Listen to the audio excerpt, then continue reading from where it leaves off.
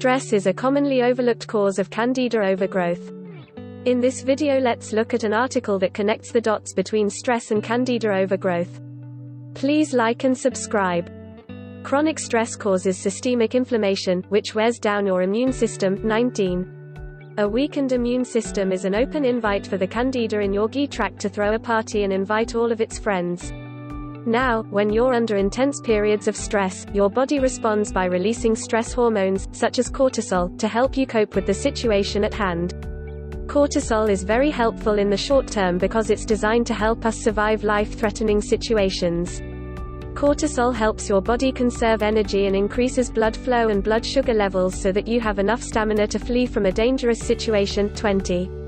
The only problem with cortisol is that it's a pro-inflammatory hormone, which can't distinguish between life-threatening situations and everyday stressor, like dealing with your angry boss. So, regardless of the type of stress you're facing, your body will always release cortisol to help you handle the stress. Unfortunately, elevated cortisol levels also mean increased inflammation, which weakens your immunity and creates a more hospitable environment for yeast to thrive. 21. These are the most common causes of Candida, but they aren't the only ones. Some research even suggests that because yeast favors fermented sugars, not chewing your food properly, which allows it to be fermented by bacteria in your GI tract, can also encourage yeast overgrowth. 22. Can you test for Candida? While there are a broad assortment of suggested Candida testing methods, blood and saliva tests are inconclusive because they only look for specific antibiotics, which may not be present even if there's an overgrowth of yeast in your GI tract. 23. There's also the spittle test, an at-home Candida testing method that requires you to spit into a glass of water first thing in the morning to see if your mucus sinks, floats, or grows legs, which would suggest you have Candida overgrowth. 24. However, many factors can cause a Candida-positive result from the spittle test, including other bacteria and viruses, allergies, inflammation, eating mucus-forming foods such as dairy, and being dehydrated, which most of us are when we wake up in the morning. Here are the Candida overgrowth testing methods we suggest trying instead. The PCR stool test. The most accurate way to test for Candida is the PCR stool test, which can detect microbes such as yeast that regular stool tests can't. 25. This test can be ordered through your physician or a qualified natural health care practitioner. BioHealth number 401H. Lastly, there's a test called the BioHealth number 401H, which is a comprehensive stool test that screens for many factors that could be responsible for your symptoms, including parasites, bacteria, H. pylori and Candida. This test can be ordered by a functional diagnostic nutrition practitioner or any doctor who works with BioHealth labs. To find a doctor who works with them, you'll most likely need to find a practitioner working in the realm of integrative or naturopathic medicine. You can also call the lab directly and ask for help in finding someone in your area who can order this test for you. How to clear up Candida. If you tested positive for Candida overgrowth, or your symptoms have you convinced that yeast is the cause of your ailment, the good news is that you can cure it by reversing the factors in your diet and lifestyle that may have caused it. It may not be realistic for you to completely ditch antibiotics and oral contraceptives. This is when supporting your gut through diet and supplementation is especially important. A Candida regimen can be strict. You have to be willing to change your eating habits in order to starve the Candida and recolonize your gut with healthy bacteria. Avoid most forms of sugar to kill Candida, since sugar is the food that feeds Candida. There are also a few other foods to avoid that you may not suspect.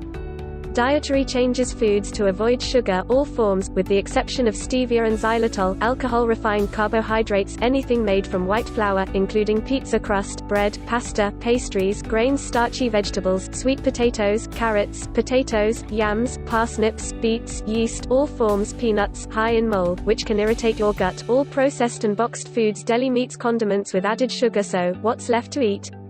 The best foods to eat to kill Candida overgrowth. An ideal anti-Candida diet will be high in protein and healthy fats and low in carbs.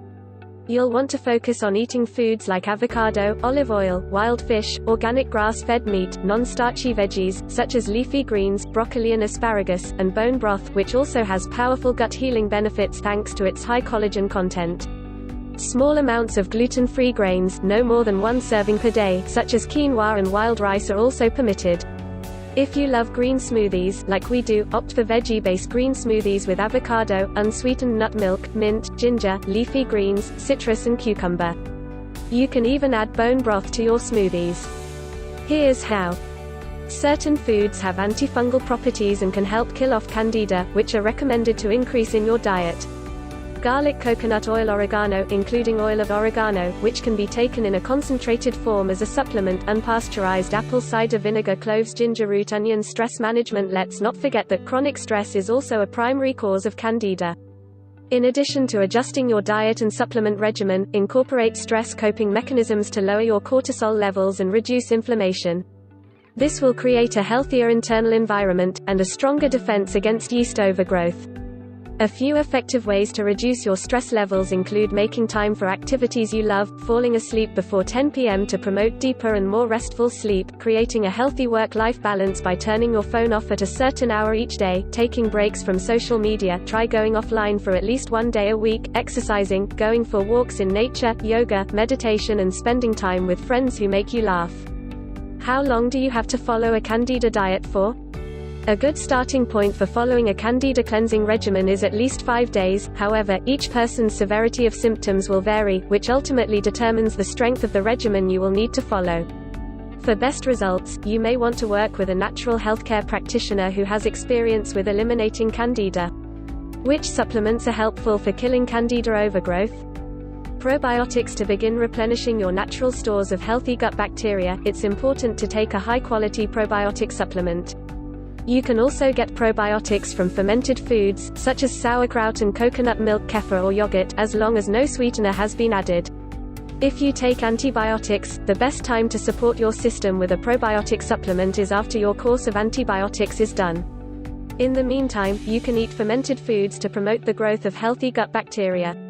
Other supplements that are said to be powerful natural antifungals and are effective for killing Candida are black walnut caprylic acid found in coconut oil, grapefruit seed extract, bentonite clay. When ingested, it may help eliminate toxins, yeast and bacteria from the intestinal tract through the stool. All of these supplements can be found at your local health food store in the supplements aisle.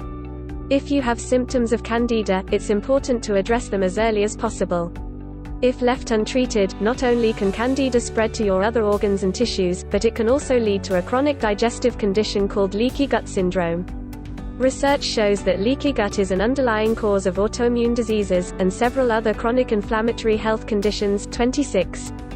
By adjusting your diet and lifestyle to support your gut health, you'll clear up your health symptoms and prevent future health conditions down the road. Get your health right first. Your happiness will follow. Take long walks in nature. Get off social media.